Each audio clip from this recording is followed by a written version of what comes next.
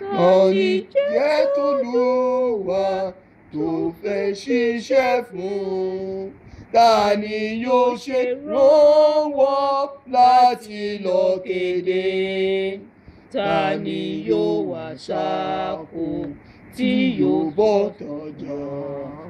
Ta ni jẹ́ t'Olúwa tí yóò lọ fún wa?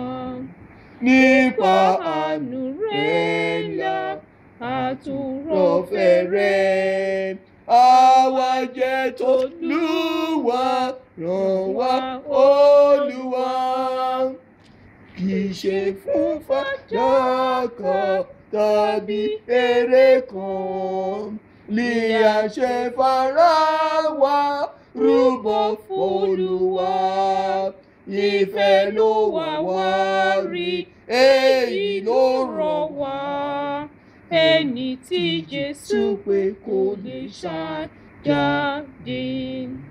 Nípa ìfẹ́ rẹ̀ ńlá àtúrọ̀fẹ́ rẹ̀, àwa jẹ́ t'Olúwa, ràn wá Olúwa. Jésù ìwọ rán wa pẹ̀lú wúrà kan, ẹ̀jẹ̀ rẹ̀ iyebíye ni wọ́n fi rà wá.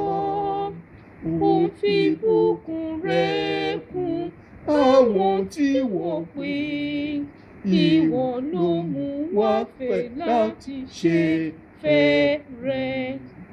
Nípa ìràpadà àtúrọ̀fẹ́ rẹ̀, àwa jẹ́ t'Olúwa, ràn wá Olúwa.